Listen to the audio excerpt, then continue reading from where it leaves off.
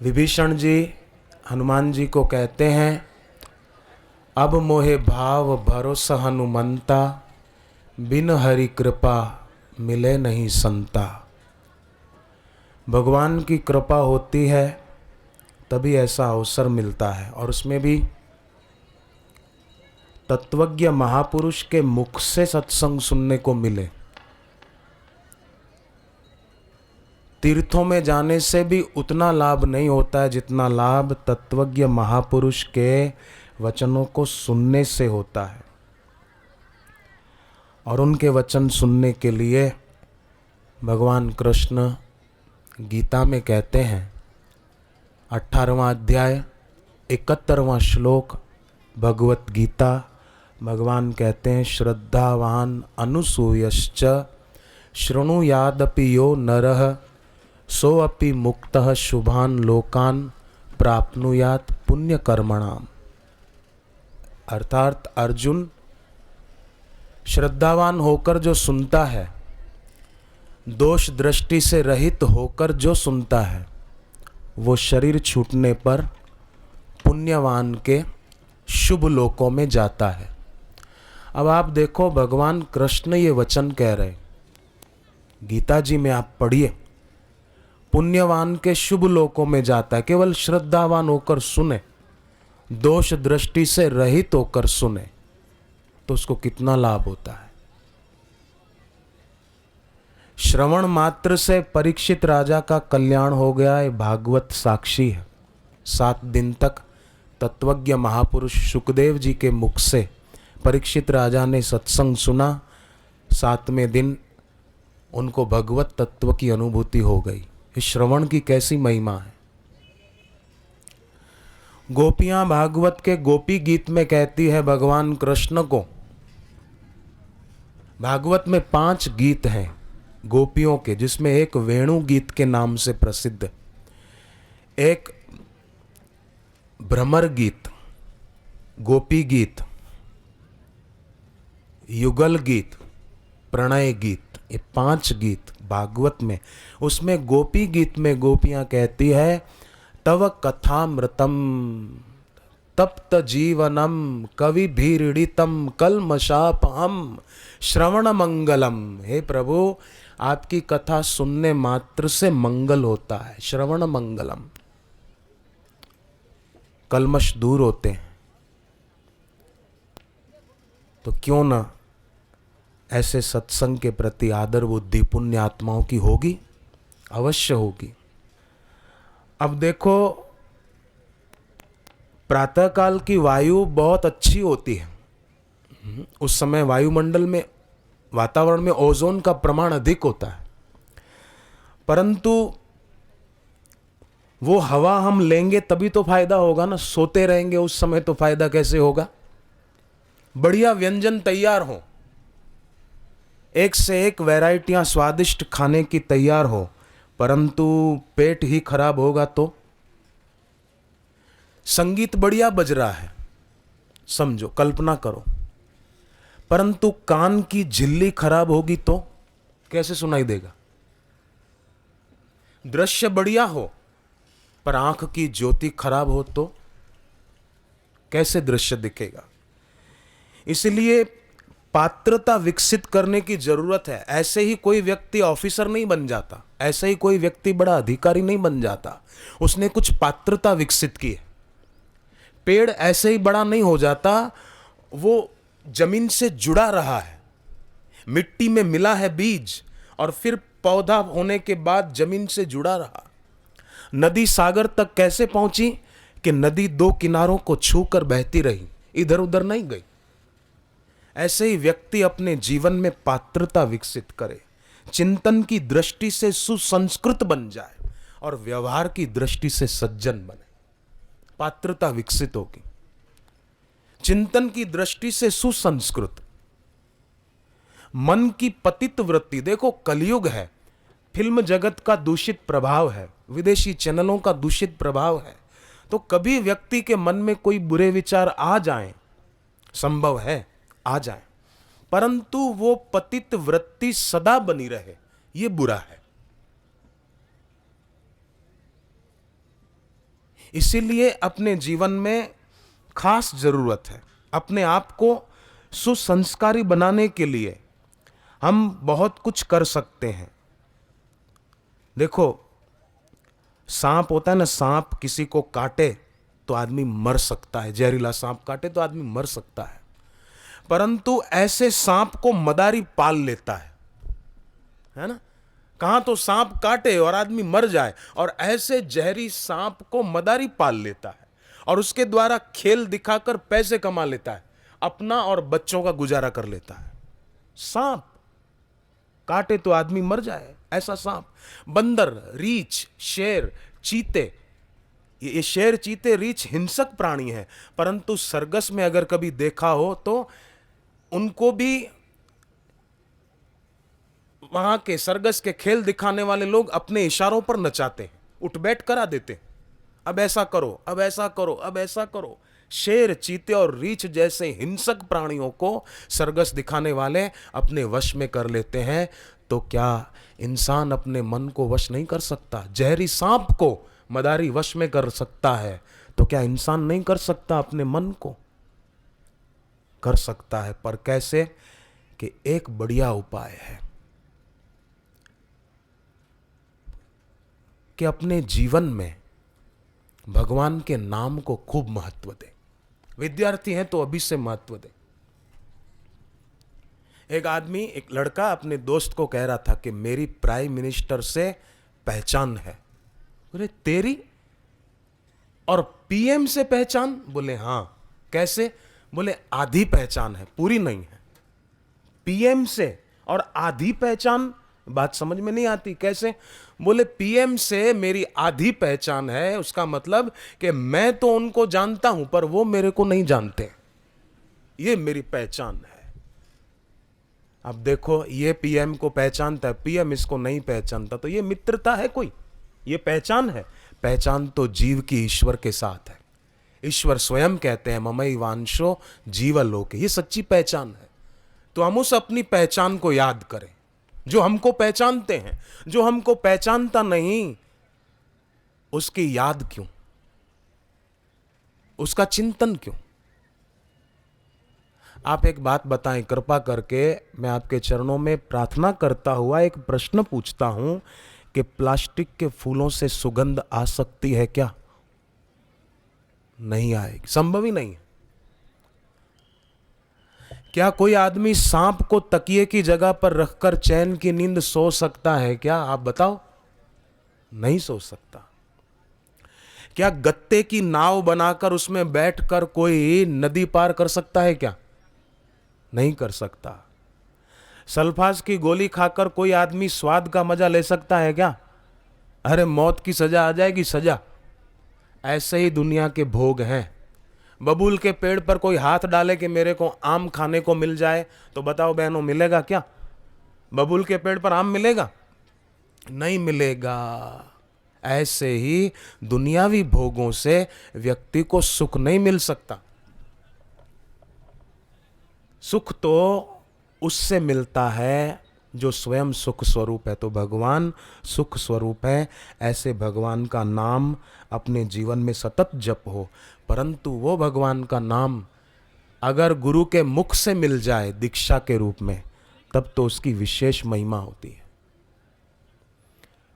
जो शरण गुरु की आया, इहलोक सुखी परलोक सुखी। जो शरण गुरु की आया, इहलोक सुखी परलोक सुखी। इहलोक सुखी परलोक सुखी। इहलोक सुखी परलोक सुखी। हरि ओम हरि ओम हरि ओम हरि ओम हरि ओम हरि ओम हरि ओम हरि ओम। चिंता और भय सब मिट जाए, चिंता और भय सब मिट जाए। दुर्गुण दोष सभी छूट जाए। दुर्गुण दोष सभी छूट जाए। चमके भाग्य सितारा, इहलोक सुखी परलोक सुखी। चमके भाग्य सितारा, इहलोक सुखी परलोक सुखी। हरि ओम हरि ओम हरि ओम हरि ओम। हरि ओम हरि ओम हरि ओम हरि ओम।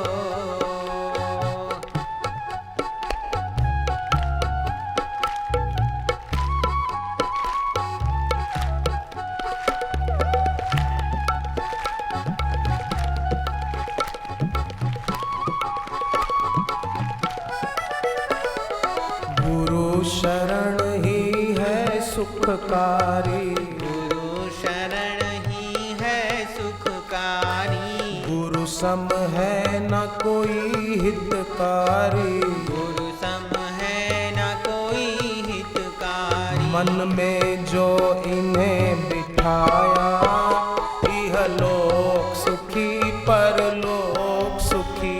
मन में जो इन्हें बिठाया, इहलोक सुखी परलोक सुखी। गीता जी के 16वें अध्याय के 23वें श्लोक में एक बड़ी सुंदर बात आती है, आप पढ़ के देखो। भगवान ने कहा है, यह शास्त्र विधि मृत्सृज्य वर्तते काम कारतः न स सिद्धिम वापनोति न सुखम न पराम गति। जो मन में उठने वाली वासना के अनुसार आचरण करता है, उसको न इस लोक में सिद्धि मिलेगी न परलोक में। हम अभी जम्मू गए थे, सत्संग था बापू जी का 2-3 महीने पहले। तो मुझे वहाँ एक परिवार के लोग मिले, उनकी एक बेटी थी, 11वीं में पढ़ती है अभी। उसने मुझे बताया, महिमा शर्मा उस बच्ची का नाम। वो बोली कि मैं 4थी क्लास में पढ़ती थी तब दीक्षा ली थी बापू जी से, सारस्वत मंत्र की। पूज्य बापू दीक्षा देते हैं ना, तो बापू स्पष्ट कहते हैं कि हमको कोई संप्रदाय नहीं चलाना। जिनको संप्रदाय चलाना होता है वो सबको मंत्र देते हैं एक प्रकार का, पर बापू जी कहते हैं सबका मंगल हो, बस सबका भला हो। इसलिए कोई शिव जी के उपासक होते हैं तो बापू जी उनको वैसा मंत्र देते हैं ताकि उनकी शिव उपासना और दृढ़ हो। कोई राम जी के उपासक हो तो उनको बापू जी वैसा मंत्र देते हैं। कोई कृष्ण भगवान के उपासक हो तो उनको बापू जी वो मंत्र देते हैं कृष्ण जी का। कोई देवी के उपासक हो तो बापू जी उनको वो मंत्र देते हैं।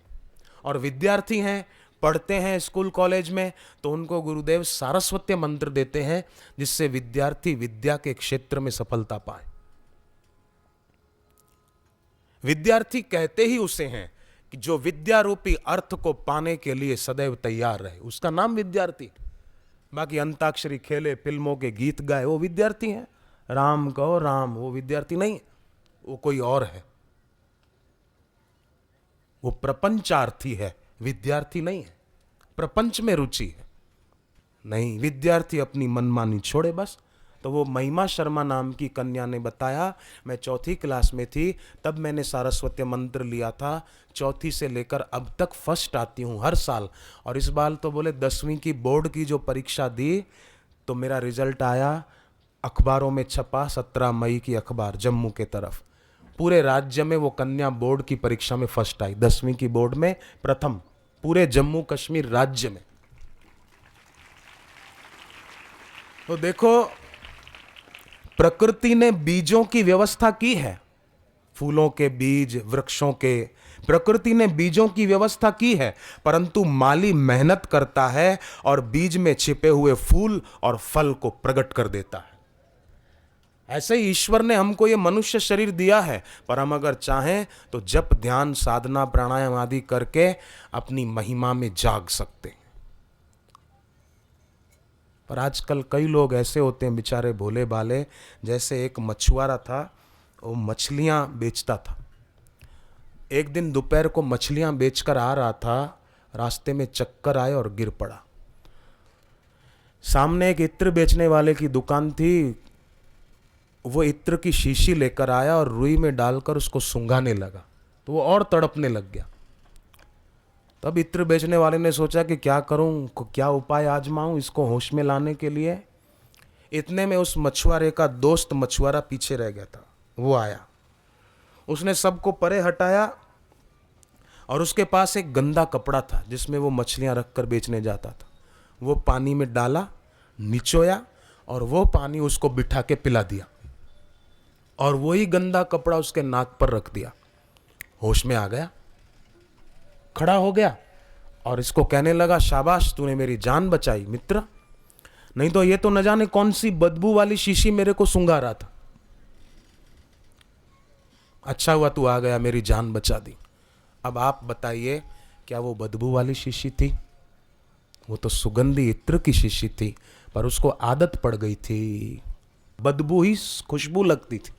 ऐसे ही आदत पड़ जाती है ना, तो व्यक्ति को भगवान के नाम जप में, ध्यान में और सत्संग में रुचि नहीं होती। उसको फिर बस पैसा मेरा परमेश्वर, पत्नी मेरी गुरु, बच्चे मेरे शालीग्राम, तो पूजा किसकी करूं? बापूजी जब बाल्यावस्था में थे ना, तो अपने पिताजी की देर रात तक चरण सेवा करते थे। जब तक बापूजी के पिताजी शरीर से थे हाजिर, तब तक पिता की चरण सेवा रोज करते थे, पैर दबाते थे और पिता के दिल से आशीर्वाद मिलता था। आजकल के कई लड़के लड़कियां तो अपनी खुशी की खातिर अपने माँ बाप की खुशी का गला घोंट देते हैं। और भीष्म पितामह देखो, पिता की खुशी की खातिर आजीवन ब्रह्मचर्य व्रत ले लिया कि मेरे पिताजी ऐसा चाहते हैं, वो तो उन्होंने वो कर दिया। कैसे भीष्म पितामह? तो उनको इच्छा मृत्यु का वरदान मिला पिता की तरफ से। मनुस्मृति में लिखा है, बेटा 100 साल तक मां की सेवा करे तो भी अपनी मां के ऋण से मुक्त नहीं हो सकता। तापस वेश विशेष उदासी, 14 बरस राम वनवासी। परंतु राम जी को देखो तो, जब राम जी वनवास के लिए अयोध्या से निकलते हैं तो महारानी कैकेयी जी के चरणों में प्रणाम करते हैं और राम जी कहते हैं कैकेयी जी को, जिसने वनवास का आदेश दिलाया, सुन जननी सोई सुत बड़ भागी। राम जी कहते हैं, ताली नहीं बजाना, समझना, समझने की बात उड़ानी नहीं चाहिए। सुन जननी, राम जी की जननी थी कौशल्या अम्बा, वो राम जी की मां है, जन्म देने वाली। कैकेयी जी ने राम जी को जन्म नहीं दिया था, पर फिर भी राम जी कितना आदर करते हैं। सुन जननी सोई सुत बड़ भागी, जो पितु मात वचन अनुरागी। ये राम जी के वचन है। विभीषण जी ने क्या सुंदर बात कही हनुमान जी को, अब मोहे भाव भरोसा हनुमंता, बिन हरि कृपा मिले नहीं संता। तो भगवान की कृपा होती है तभी ऐसा अवसर मिलता है। ध्यान दें कृपा करके कि सफल होने वाला विद्यार्थी या व्यक्ति कोई देवलोक का वासी नहीं है और विफल होने वाला आदमी कोई पर्वत की चट्टान नहीं है। केवल उनके जीने और काम करने का ढंग अलग अलग है, बस इतना ही फर्क है। सफल होने वाला व्यक्ति देवलोक का वासी नहीं और विफल होने वाला व्यक्ति पर्वत की चट्टान नहीं है। जीवन जीने का ढंग सही नहीं है बस। लोग बोलते हैं जीवन बेकार है। अरे जीवन बेकार नहीं है, जीवन जीने का ढंग बेकार है। वर्णमाला निष्पक्ष होती है, निरपेक्ष होती है। लिखने वाला चाहे तो वर्णमाला के द्वारा गीत लिखे या तो गंदी गाली लिखे, ये मर्जी इंसान की है। जिस पेन के द्वारा हम लिखते हैं वो पेन भी निष्पक्ष होती है, निरपेक्ष होती है। हम चाहें तो पेन से अच्छी बात लिखें, चाहे तो पेन से कोई गंदी बात लिखें।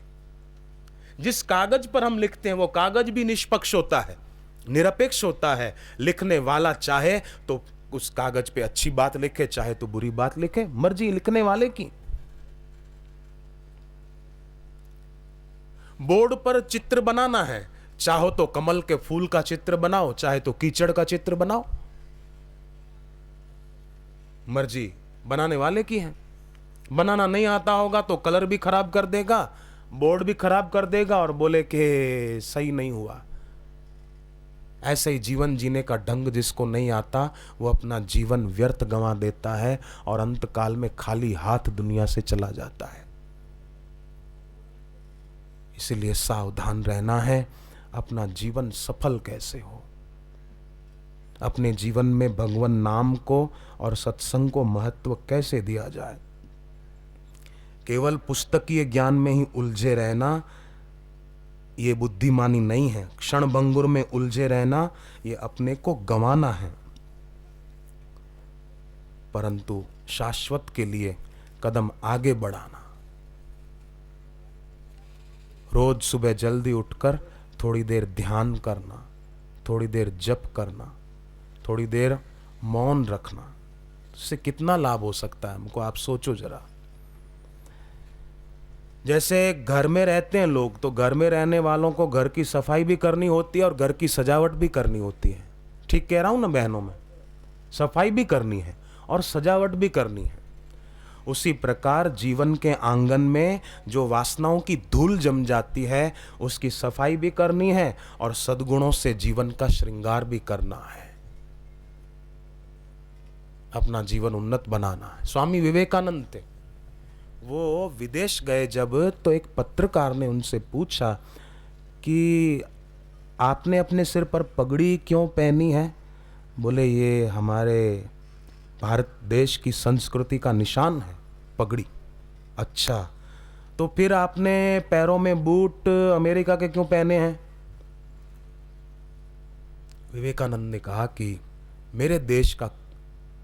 मेरे देश की संस्कृति ज्ञान प्रधान है, योग प्रधान है, भक्ति प्रधान है, इसलिए मैं उसको सिर पर धारण करता हूं। और तुम्हारे देश का कल्चर भोग प्रधान है, इसलिए उसको पैरों में रखता हूं। वो सिर पे रखने की चीज नहीं है। सिर पर तो ऊंचाई की बात राम जी ने कही, सत्यशील दृढ़ ध्वजा पताका। रामचरितमानस लंका कांड की चौपाई है। विभीषण को राम जी कहते हैं सत्यशील दृढ़ ध्वजा पताका। जीवन में शील की ध्वजा हमेशा फहराती रहे। और आपको पता होगा, मंदिर में दर्शन करने जाते हैं ना, जब किसी भी मंदिर, शिव मंदिर हो, हनुमान जी का मंदिर हो, राम जी का मंदिर हो, देवी का मंदिर हो, मंदिर से दर्शन करके बाहर लौटते हैं ना, तो बाहर जाते समय मंदिर के ऊपर जो ध्वजा है, शिखर और ध्वजा का दर्शन ये बड़ा शुभ माना जाता है, सफलता देने वाला माना जाता है। मंदिर के शिखर का दर्शन, मंदिर की ध्वजा का दर्शन। तो मंदिर के ऊपर ध्वजा होती है, उसका दर्शन शुभ माना जाता है। ऐसे ही व्यक्ति के जीवन में सत्य और शील की ध्वजा बड़ी शुभ मानी जाती है और ये ध्वजा सदा फहराती रहनी चाहिए। सत्यशील दृढ़ ध्वजा पताका। सत्य, शील, चरित्र की पवित्रता, ये ध्वजा लहरानी ही चाहिए। वीर बनो, गंभीर बनो, नौजवानों धीर बनो। देश को जो नोचते हैं, बुरा जो सोचते हैं, ऐसों के लिए तुम तीर बनो। अपने देश की संस्कृति और अपने देश की संपत्ति की रक्षा के लिए हमको कुछ करना चाहिए। जिनकी अपनी दुकान है, अपना व्यापार है, ऐसे सज्जन एक सेकंड हाथ ऊपर करे तो अपनी दुकान है जिनकी, ठीक है, बस बड़ी कृपा आपकी। अब ध्यान देना, आपकी जो दुकान है उसमें जो कैश काउंटर होता है, वो कैश काउंटर, आपका कैश बॉक्स हरा भरा रहे, उसके लिए कैश काउंटर जब खुले तो इस ढंग से खुले कि समझो उत्तर की तरफ खुले। आप समझे ना? समझो, कल्पना करो ये पूरब है, समझाने के लिए मैं बोल रहा हूं, ये पूरब है तो ये उत्तर हो गया, है ना? तो आप बैठे हैं समझो पूरब की तरफ मुंह करके, और काउंटर ऐसे हो कि यूं खुले ताकि उत्तर से नजर पड़े। धन के देवता कुबेर का वास इधर उत्तर में। समझाने के लिए मैं बोल रहा हूं, ऐसा, बाकी आप देख लेना। तो उत्तर की नजर उसमें पड़ने से समृद्धि बढ़ती है। और समझो किसी की दुकान है और दुकान में माल जाता नहीं है, बिकता नहीं है, बड़ी तकलीफ है, तो क्या करें? वायव्य कोण देख लें, वायव्य कोण में वो माल रख दो तो वायव्य तुरंत उठेगा, बिकना शुरू होगा। पड़ा रहता हो, बिकता नहीं हो, वायव्य कोण में रखना शुरू कर दे, उठेगा। कोर्ट में केस चल रहा है, कोई आपको तंग कर रहा है, कनेर के फूल को घिसकर कोर्ट में जाएं जब भी जाएं तो निर्णय आपके पक्ष में हो सकता है। दुकान पर बैठे तो गेंदे का फूल थोड़ा घिस कर, अगर जिनकी दुकान न चलती हो तो गेंदे का फूल घिस कर उसका तिलक करके बैठे तो वो फायदा होगा। परंतु गुरु चरण रज का तिलक करके बैठे तो जन्म मरण के चक्र से छूटने का बड़ा भारी फायदा मिल जाएगा। तुलसीदास जी ने कितनी सुंदर महिमा गाई है गुरु चरण रज की। राजा दशरथ जी ने कितनी महिमा गाई है। राजा दशरथ जब अपने गुरु वशिष्ठ जी के आश्रम में जाते तो सबसे पहले गुरु के आश्रम की मिट्टी उठाकर उसका तिलक करते थे और राजा दशरथ बोलते थे, जय गुरु चरण, आप रामचरितमानस पढ़िए, जय गुरु चरण रेणु सिर धरही, ते जनु सकल विभव वश करही। वो सारे वैभव को अपने वश में कर लेता है। फिर राजा दशरथ जब गुरुदेव के पास जाते हैं तो गुरु वशिष्ठ जी को कहते हैं, मोहि सम यह अनुभयउ न दूजे, सब पाएउ रज पावनी पूजे। आपके चरणों की रज की पूजा करने से गुरुदेव मैंने सब कुछ पा लिया। ये राजा दशरथ जी बोलते हैं।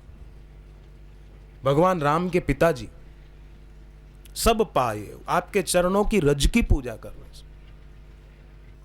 युवा वर्ग पर क्यों चढ़ा है पाश्चात्य का रंग, हो रही है आज पुराने और नए जमाने की जंग, सिनेमा म्यूजिक डिस्को ही है क्यों इनके जीने का ढंग, मोबाइलों की होड़ लगी है तन पे कपड़े भी पहने तंग, पिज़्ज़ा बर्गर डोसा चाउमीन खाने की रहती सदा उमंग, ऐसा हुआ बस इसी वजह से क्योंकि नहीं मिला संतों का संग। सच्चे संतों का संग नहीं मिला इसलिए इनका रंग लग गया। आज से पक्का कर लें अपने जीवन में। आजकल के लोग कई मोबाइल फोन रखना पसंद रखते हैं पर मौन रखना पसंद नहीं करते। फोन रखेंगे मौन नहीं रखेंगे। फोन रखो मेरी मना नहीं है पर मौन रखो ये मेरी प्रार्थना है। आपके चरणों में मौन जरूर रखा जाए।